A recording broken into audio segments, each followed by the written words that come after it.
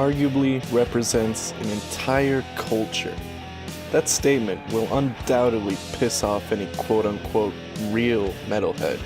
But seriously, ask the average music listener what metal music is. 9 times out of 10 they will most likely say something about Metallica, or at least Enter Sandman. They will also say a bunch of dumb stuff about not understanding the lyrics, or the songs taking too long to get to the words, but they will know Metallica. Whether that's good or bad, well, that is definitely up for debate. But Metallica is undoubtedly the biggest metal band of all time. They're the only metal band to have an album in the top 10 best-selling albums of all time. They consistently sell out stadiums. Like it or not, they are the face of metal. Metallica is also a band that I've listened to as long as I can remember. I was 5 years old headbanging the Master of Puppets and Enter Sandman. They are the reason I started writing and playing music. So to rank their albums is a tall task, but one I found to be surprisingly easy. Aside from the top 3, I definitely found that I have more of a preference in regard to what Metallica I want than I thought. With that being said, this is of course my opinion. I think it goes without saying, but I'll say it anyways. If you don't agree with my rankings, that's fine. Make your own. Alright, with all that out of the way, let's get started with number 10.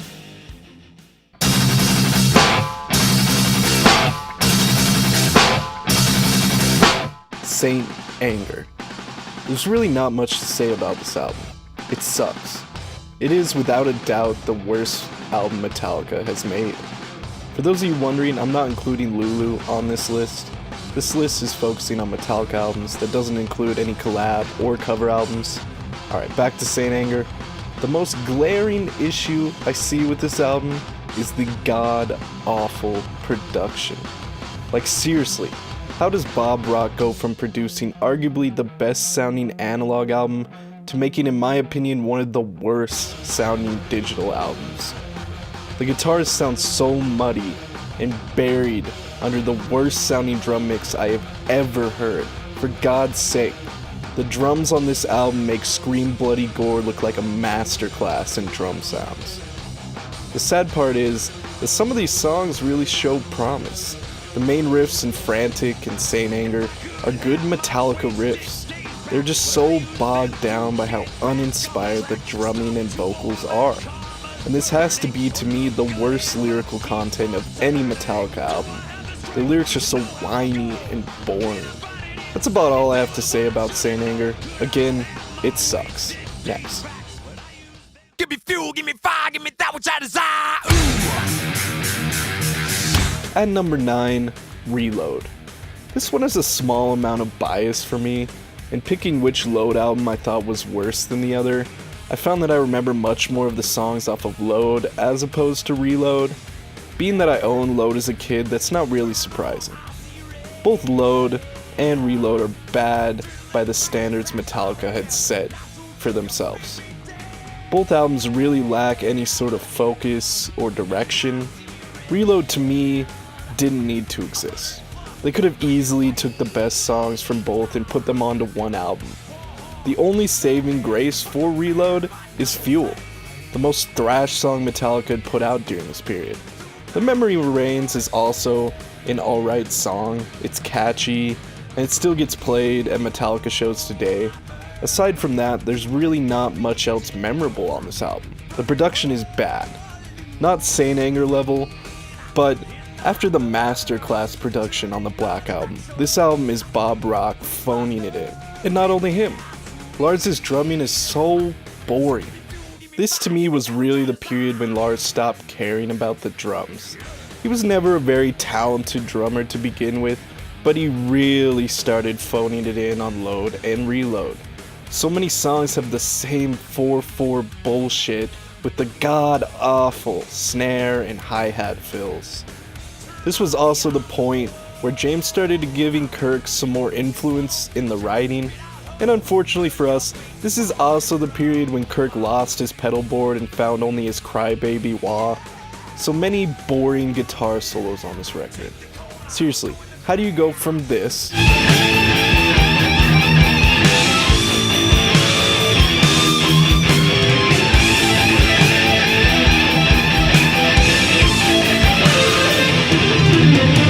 to this.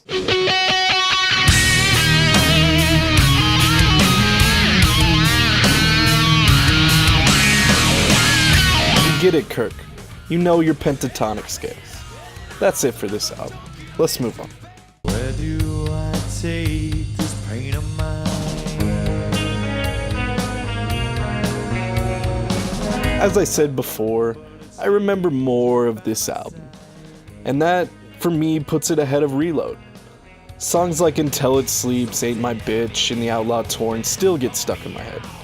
That being said, this album is still a bad Metallica album. If some other trash band made this album, it would be their magnum opus, but Metallica made it. And for that reason, this album is trash. It has its moments. Many people I talk to still point to The Outlaw Torn as one of the best Metallica songs. And while I don't think it beats out songs from the thrash era of the band, the song is one of the most raw and emotional songs the band has ever made. Songs like Bleeding Me and Until It Sleeps show a more experimental side of Metallica, and you have to give them credit for stepping outside of their comfort zone. Metallica has always been a band that makes what they want, and while that sometimes produces music that is borderline unlistenable, sometimes it produces songs that really show how adept they are at putting together something memorable. The production on this album is again pretty bad. Load and Reload really share a sound for obvious reasons, and I did mention it on Reload, but the guitars on these albums sound terrible. I get that Metallica were starting to experiment with drop tunings, but good lord, the guitars are so muddy and buried. I don't have much else to say about Load. As I said, this is a bad Metallica album. If Nickelback released Load, it would be the peak of their songwriting excellence, but they didn't. Thank God.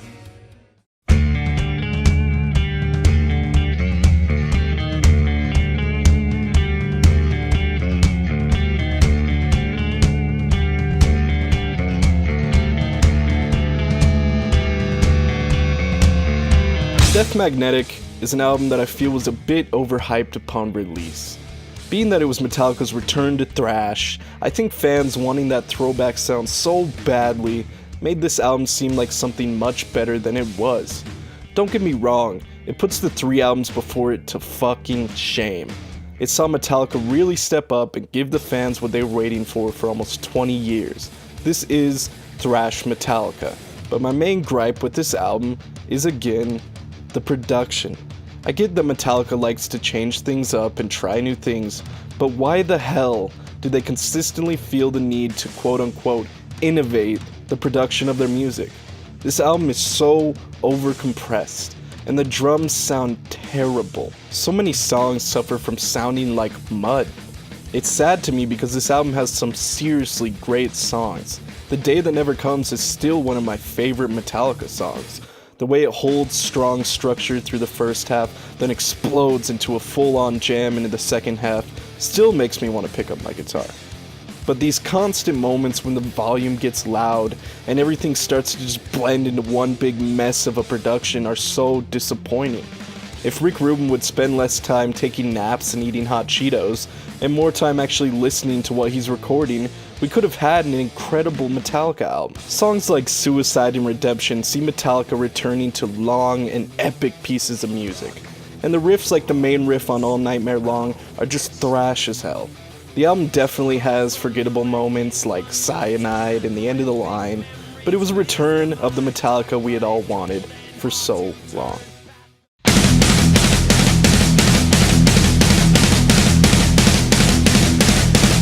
I remember hearing the song Hardwired and freaking out. It reminded me so much of the glory days of the band. The fast picking, the chromatic riffs, the aggressive vocals. I was fucking hyped. The album we got wasn't exactly what I had hoped it would be. Hardwired ... to Self-Destruct is to me the best Metallica album since 1991. But it suffers from having too many forgettable moments. I seriously couldn't tell you the names of probably a third of the songs on the record. There are, however, songs that really elevate this album to a much higher standing than it probably should be. Moth into Flame is a seriously catchy yet riff-tastic piece. Atlas Rise is another song that will get stuck in your head and having you want to pick up your guitar and play along. but to me this album has one song that really stands on its own, that elevates this album to being the best Metallica record since the Black Album. Spit Out the Bone, not only the best song on this record, it is one of the best Metallica songs of all time. To me, it deserves to be up there with Master of Puppets, with Creeping Death, and One. It's a jam through and through, coming in and out of fast riffs and excellent melodies. This album would have had a much lower ranking on this list if this song did not exist. And thankfully Metallica finally stopped trying to innovate the production and just made a clean sounding metal record. For that, Hardwired is the best modern Metallica album. This is where things get hard. Metallica's first 5 records are legendary. They're the pinnacle of what metal is and how good a metal record can be. My rankings here will be the most scrutinized and argued over of this video. But again, this is just my opinion. Feel free to tell me I'm wrong and leave your rankings in the comments. Here we go.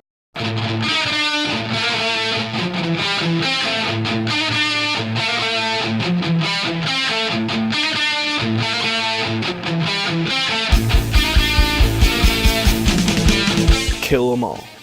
The beginning of an era and the birth of a genre.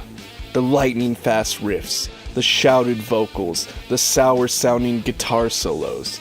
This album is undoubtedly rough, but that is to be expected. And looking past that, you will get a very solid debut album.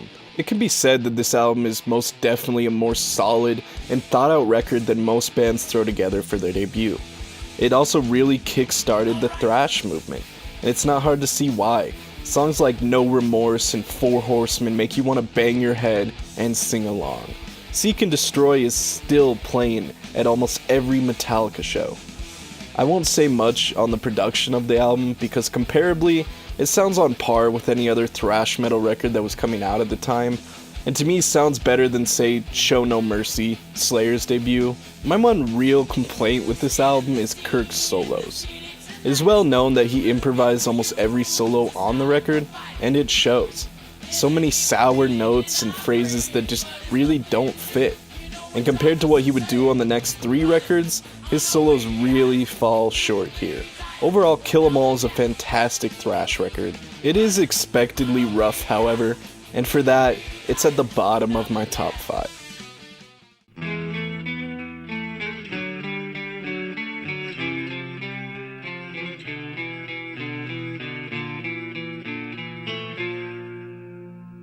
These next 2 rankings are gonna get me a lot of shit, but similar to the load-reload situation, I have a sort of bias when it comes to ranking And Justice for All below the Black Album. We will get to that, but in speaking on And Justice for All, there are 2 main issues I have. One is obvious, and it is a complaint of almost every Metallica fan: the production. I feel like I keep repeating myself, but Metallica have a habit of either getting the production right and having incredible sounding records, or just getting it so wrong that it becomes infamous. First of all, no bass. You can't hear the bass. I won't say much else on that because it's really already been said. I will link a video in the description of the person who mixed the album really speaking on why it sounds the way it does. Spoiler, it's because Lars is an arrogant dick. My second issue is that some of these songs could really just be much shorter than they are. Now, I love long songs. To me, there's nothing more epic than sitting down and listening to a full 10 or 15 minutes of solos and time changes and dynamics. But some of these songs just don't have that. Songs like To Live Is To Die just go on for too long. I'm not kidding when I say I skip after the interlude every time on that song. If you're going to have a song be 10 minutes, you should really have more than 3 or 4 riffs to put in there. That is not to say this album is bad.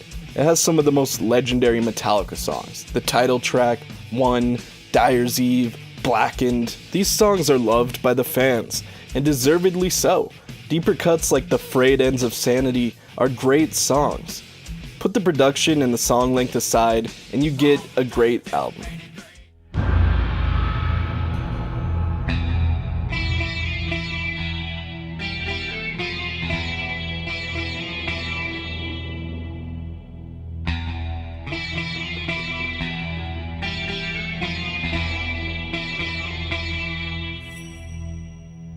here's where things get tense. Ranking the Black Album above And Justice for All is a sin in the eyes of the hardcore Metallica fans. But as I said before, I have a bias here. I grew up with this album. It was the first album I bought with my own money. And overall, this is a great album. Yes, it's slower. Yes, it's more quote-unquote radio-friendly. But it has some of the best songwriting of their career. These songs are fucking solid. They are so full of sound and just well put together. You can tell they took their time with this one. This album also has, to me, the best melodies of their discography. Songs like The Unforgiven or Nothing Else Matters are just beautiful and make you want to sing along. I will agree that this album is a bit too slow. There's not quite enough speed to balance out all the slow moments. Holier Than Thou and Everywhere I May Roam are the most thrash Metallica gets here, but songs like The God That Failed and Sad But True are undeniably heavy. They may not be fast, but the riffs and the drums really pound it in here. Speaking on the production, this album is amazing. Bob Rock helped put together what is, to me, the best sounding analog album of all time.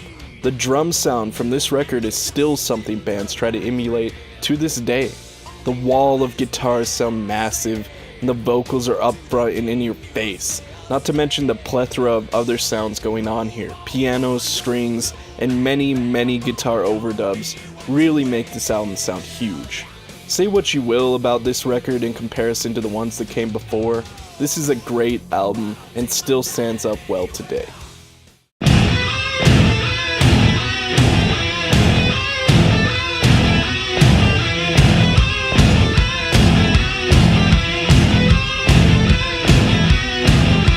The top two were really hard to choose.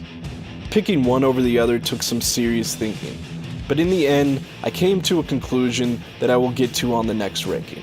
With that being said, at number 2 is Ride the Lightning, the record that really showed that thrash was more than just playing fast and yelling about headbanging.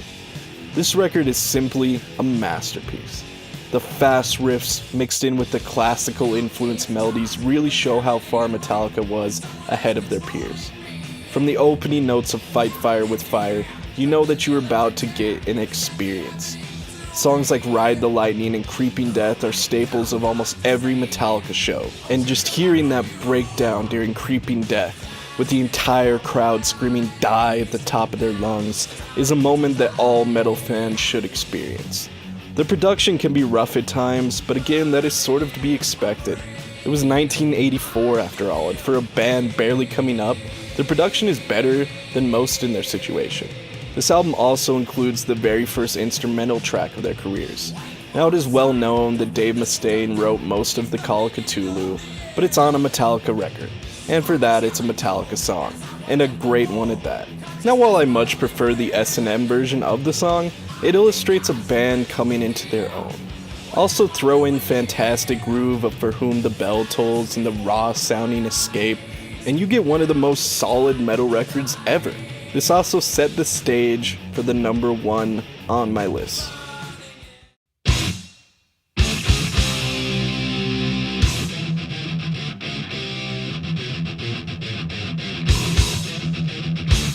Master of Puppets, the best metal album of all time. Period.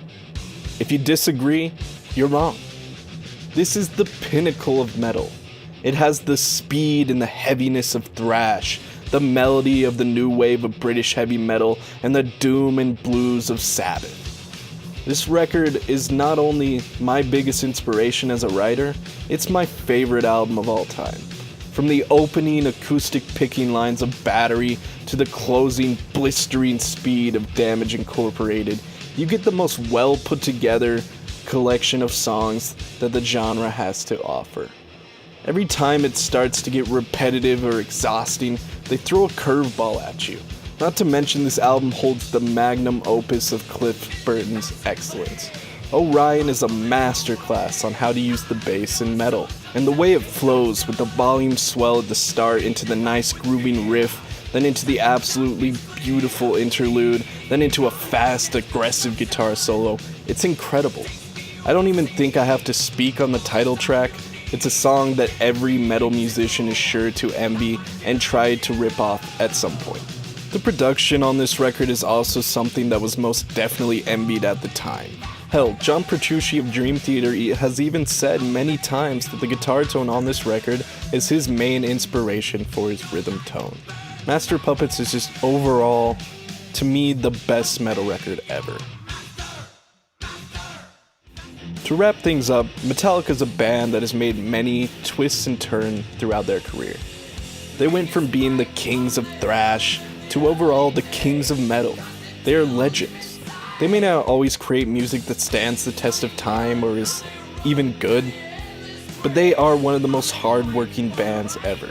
They deserve the level of success that they have garnished. Again, if you disagree with my rankings, and you most certainly do, leave a comment below and let me know how you would rank these albums.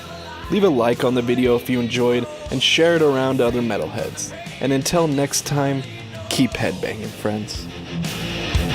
Oh, no,